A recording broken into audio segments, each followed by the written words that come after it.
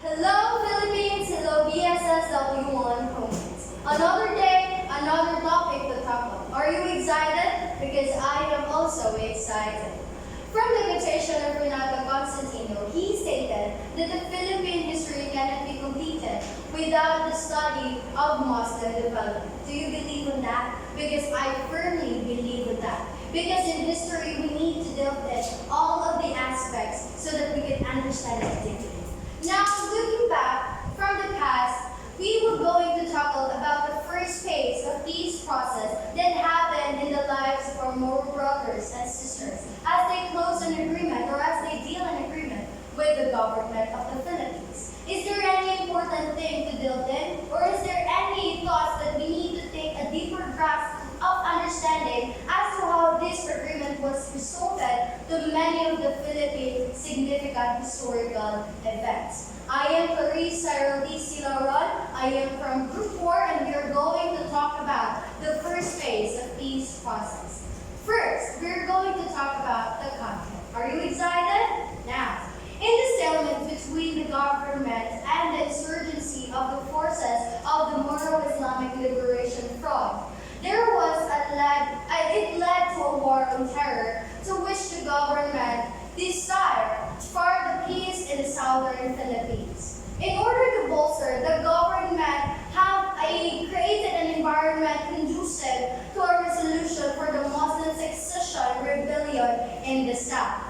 Imagine this thought. For 3 long centuries, the Moro established a strong foothold or a stronghold fought and sought for the right in the Mindanao state that they should be the one to stay there. They were the one who protected the Mindanao for all of the Spanish colonizers for a long period of time, and who were only able to establish a firm stronghold only in the Christian north and not in the Moro south.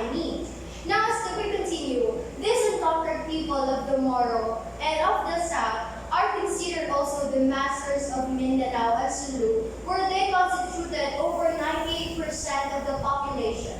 However, there was an American colonizing happened who succeeded in subjugating the Moros or the Muslim South by 1914.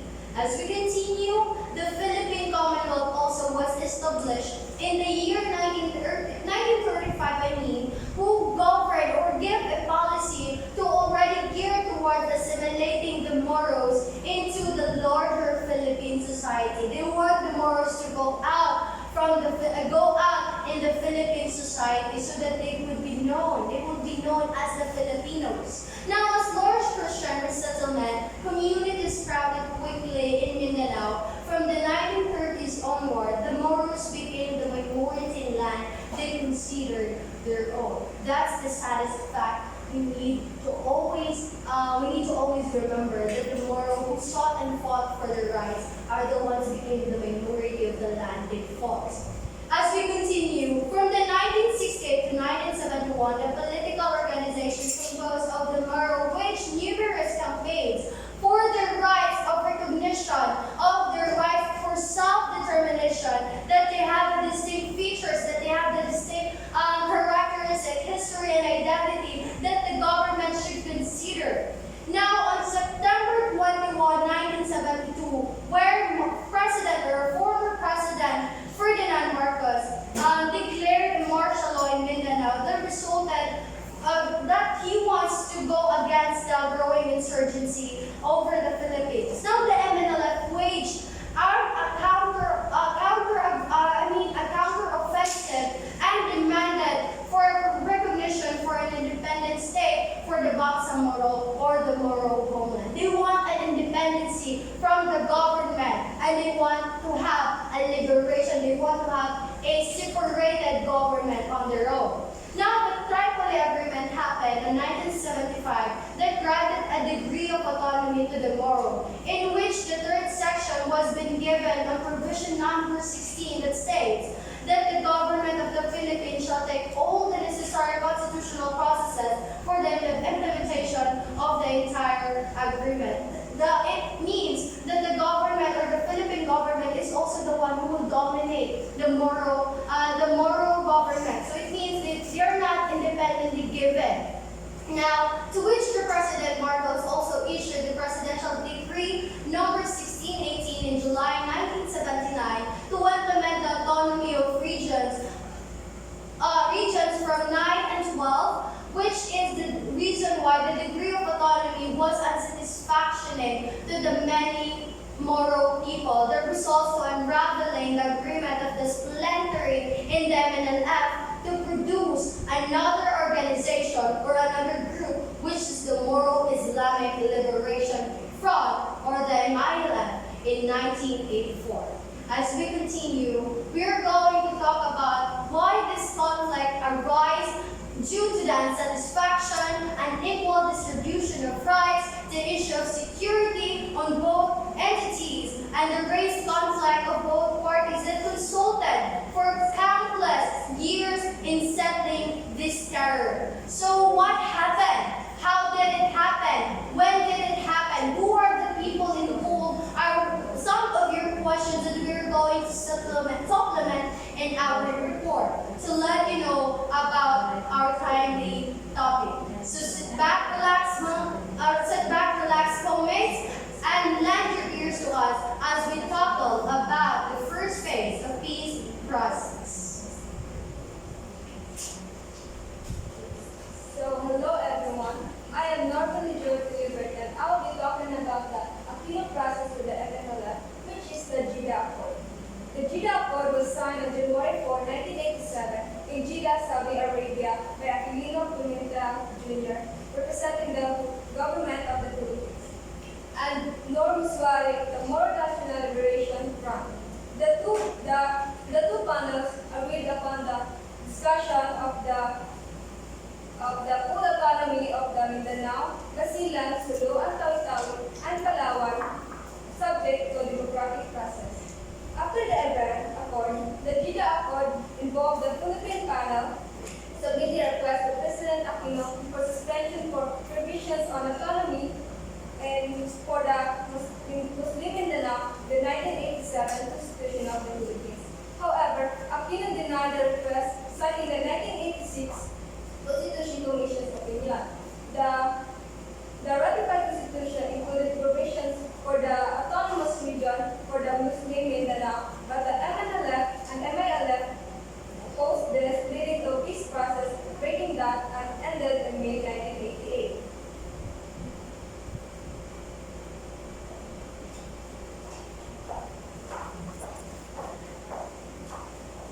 So good morning, ma'am. I am very happy to join this, ma'am. So my topics are about the Ramos process with MNLF, the domestic stage process, and the diplomatic stage. So in 1992, in Ramos' presidency, there was a change in the administration priorities, and the peace negotiations was resumed. So in 1996, after 4 years, of ceasefire and exploratory talks and peace talks, the final agreement on the implementation of the 1976 Tripoli Agreement was finally signed between the Philippine government and the Moro National Liberation Front. So the agreement intended to have two phases, with phase 1 having a 3-year transition period to join the MNLF to the Armed Forces of the Philippines, or the AFP. And the second phase of the agreement was there would be a devolution of power and the repeal of the Organic Act, or the Republic Act 6734. Well, as good as it sounded, the MNLF still continued to resist, or their resistance as they were committed to the establishment of a self-determining Bangsamoro territory.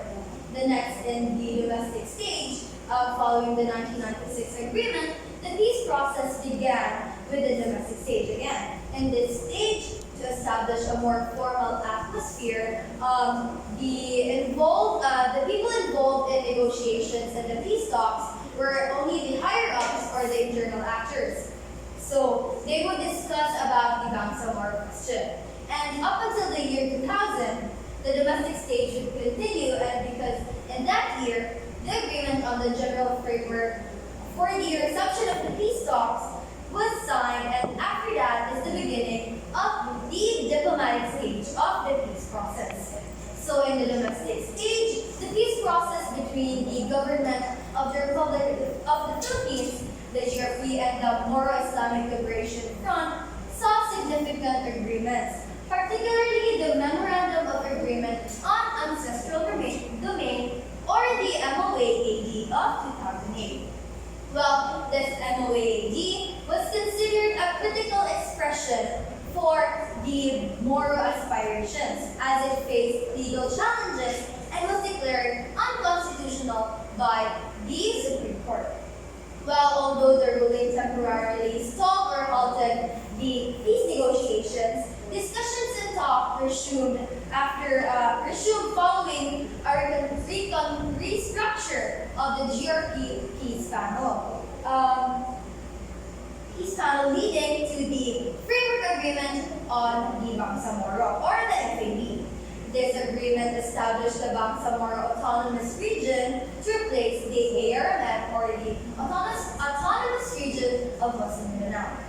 And it is still part of the ongoing efforts, including the agreements up to 2015, as it aimed to solidify the region's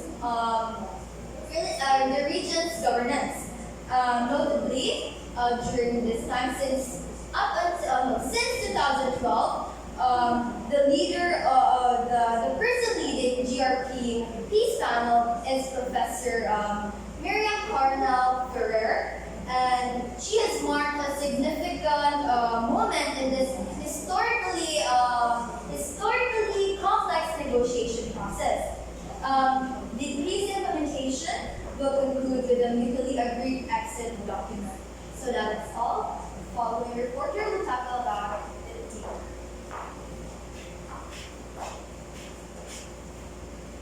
Assalamualaikum warahmatullahi wabarakatuh. Good morning, Mom.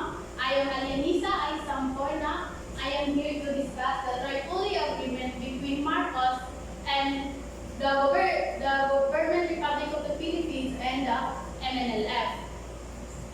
So Tripoli Agreement and its implementation. So this Tripoli Agreement was agreement between the government of the Republic of the Philippines and the Moro Liberation Front, with the participation of the quadripartite ministerial commission member of Organization of Islamic Conference, which is representative from Libya, Saudi Arabia, Somalia, and Senegal, and the Secretary General of the OIC, which provided for the establishment of autonomy in the southern Philippines. So this agreement was known as Tripoli Agreement because the agreement was signed in Tripoli, Libya. So this Tripoli Agreement giving more independence to certain provinces. The 13 provinces, which is Basilan, Sulu, Tawi-Tawi, Zamboanga del Norte, Zamboanga del Sur, Lanao del Norte, Lanao del Sur, Maguindanao, Sultan Kudarat, North Cotabato, South Cotabato, Davao del Sur, Palawan, including all the cities and villages. So, to implement this Tripoli Agreement, Ferdinand Marcos did the following. Proclamation number 1628, it was issued on March 25, 1977, declaring autonomy in southern Philippines. So, Marcos really did the proclamation autonomy in southern Philippines.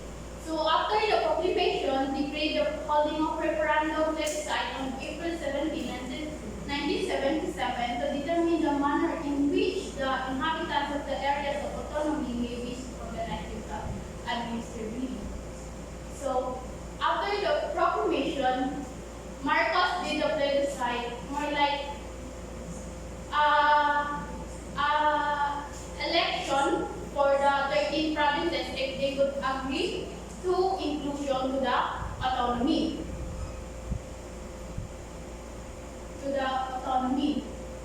So, out of 13 provinces, only 10 provinces ang nag-agree. So, created after the plebiscite, since 10 lang ang nag-agree, instead na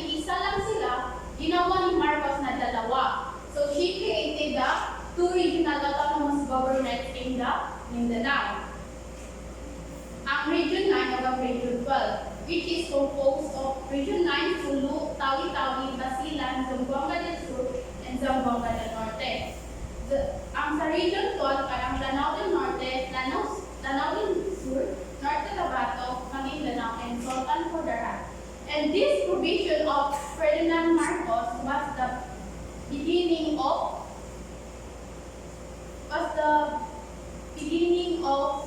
the Tripoli agreement remains unimplemented. So that's all for my part.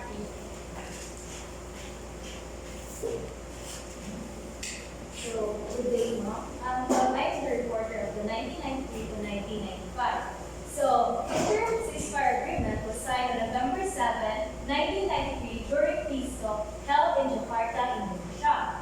So, who was involved? So, there are three governments who was involved, and every government, they have one representative.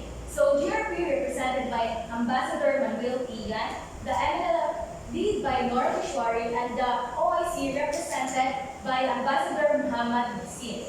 So, what was the purpose? The formal peace talks were about finding a fair and lasting peace for the southern Philippines, especially regarding regional autonomy. But before this, there were already informal ceasefire agreements between the Philippine Army, such as the PNP and the AFP, and the Philippine and the Bangsamoro Armed Forces of the MNLF. This was signed by our former President, Razon Aquino, and the MNLF Chairman, Nor Mishwari, after their meeting in Sulu on September 5, 1986. So all parties involved in the peace talks agreed to follow the suggestion of Indonesia's foreign minister, which led to this official ceasefire agreement. So they hereby agreed on the following.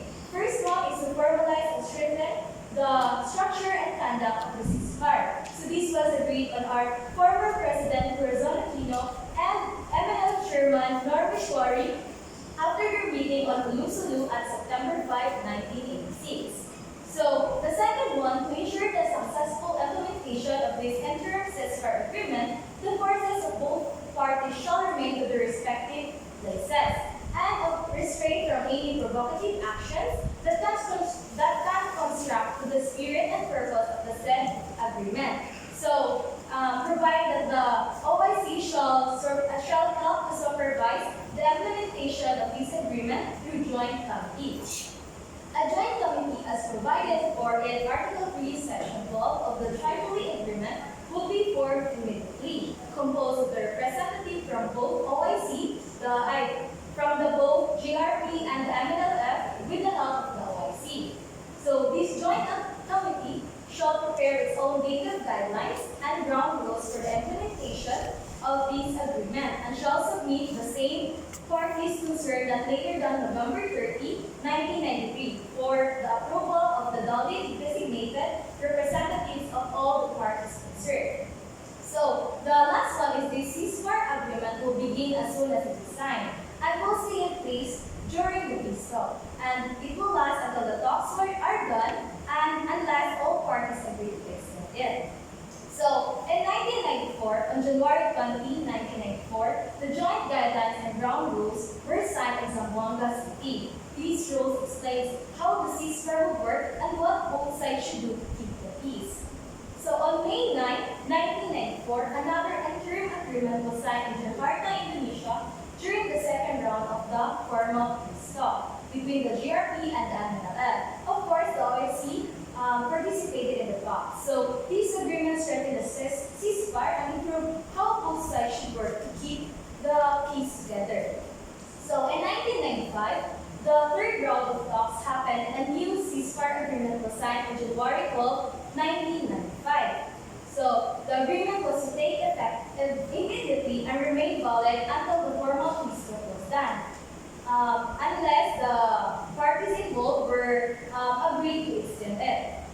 So this agreement continues the peace process by setting up more detailed rules and committee to make sure the ceasefire was followed. So there are many rounds of discussion about the ceasefire agreement because of this complexity of the issue that is discussed. And also, they want to ensure that the agreement they will craft is fair, work both sides, and also it is ready for the long-lasting peace. And that's all.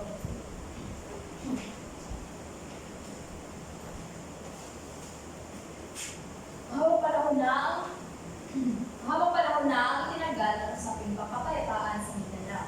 Magandang buhay. Ako pala si Jenny Arpeche. Nabuulat sa araw na ito. Isang kasunduan na sinundan tungo sa pangmatagalang kapayapaan sa Mindanao. Ito ang final peace agreement na nabuo noong 1996 sa pagitan ng GRP at NLF o Government of the Republic of the Philippines at Moro National Liberation Front. Sa pakikibaka tungo sa pangmatagalang kapayapaan sa Mindanao, sinimulan ito ng grupo NLF o Moro National Liberation Front sa pamumuno ni Norrisoli. So, dumaan na sa maraming ugnayan at inigna ng dugo at buhay ng maraming sibilyan sa Mindanao upang makamit lang ang matagalang minimikling kapayapaan sa pagitan ng pamahalaan at ng magagaling grupo. Kaya naman, noong December 1976, nabuo ang Tripoli Agreement na isang kasunduan sa pagitan ng pamahalaan at ng rebelling grupo ng ikapitong Islamic Conference of Foreign Ministers o ICFM sa Tripoli. So dahil sa Tripoli Agreement, nabigyan ng otonomiya ang 13 na lalawigan at siyam na lungsod na imugang bahagi ng Pilipinas.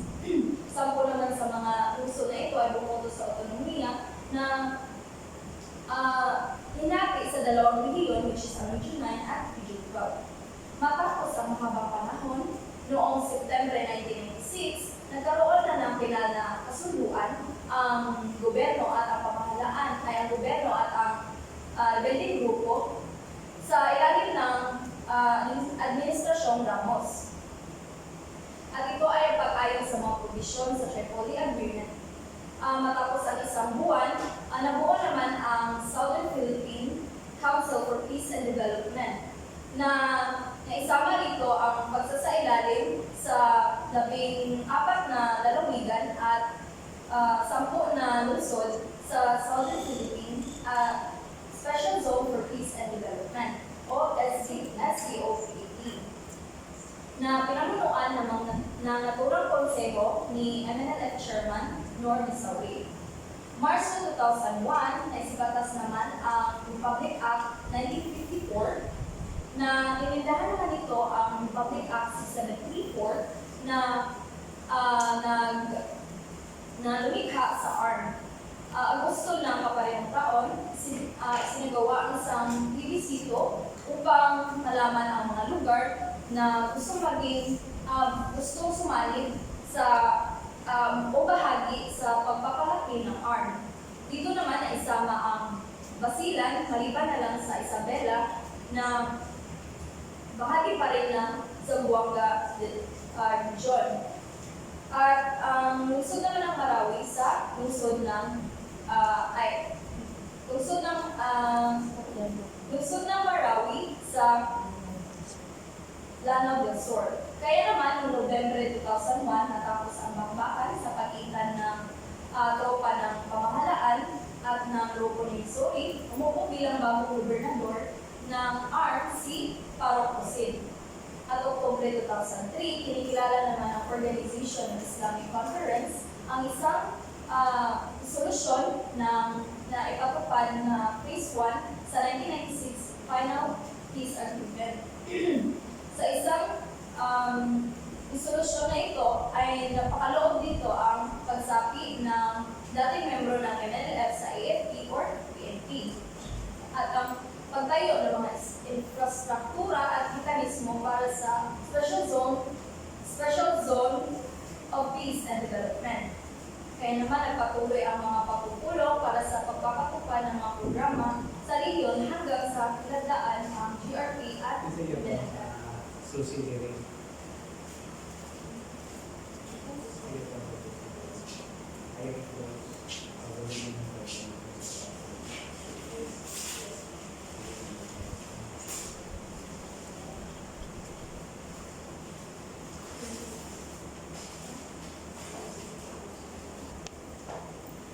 day, Ma'am Abbas. Good day, BSSW1. I am Rachel Otto Saranelio, the assigned reporter to discuss the continuation of the year 1997 to the year of 2000. The year of 1997 to the year of 2000 is the first stage of the government of the Philippines to the Moro-Islamic Liberation Front peace negotiation. The peace negotiation from the year of 1997 to the year of 1998 could be characterized as revolving mainly around security issues. Mechanisms such as the Coordinating Committee on the Cessation of Hostilities or the CCCH, the Ad hoc Joint Action Group or the ADJAG, and lastly the IMT or the International Monetary Team were established. Confidence building measures and ceasefire agreement were firmed up during the early stages of the negotiation.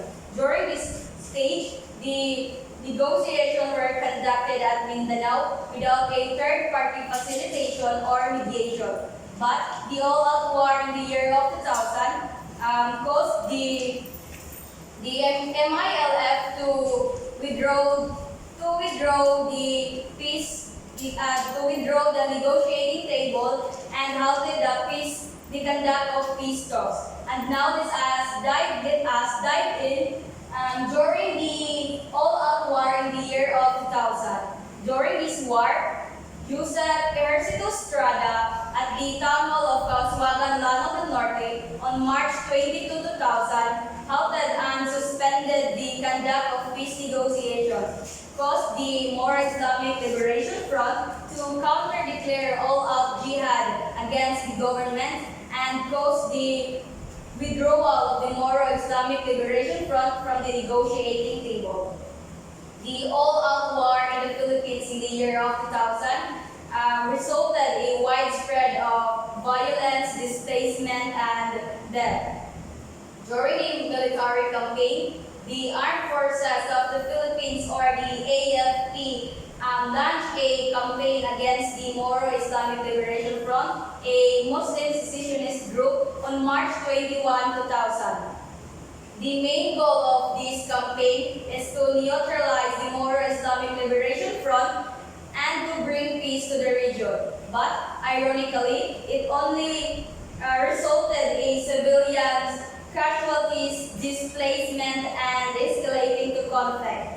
Many civilians died, homes were burned and looted, and the relationships between the region's Christian, Muslims, and the indigenous Lumad people were strained.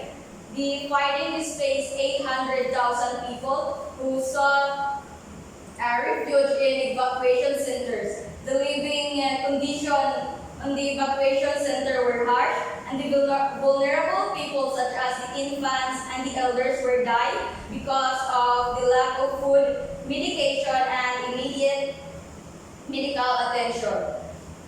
That is why the first phase of peace process is not successful because the war only escalated the conflict and damages rather than resolving the problem. Thank you.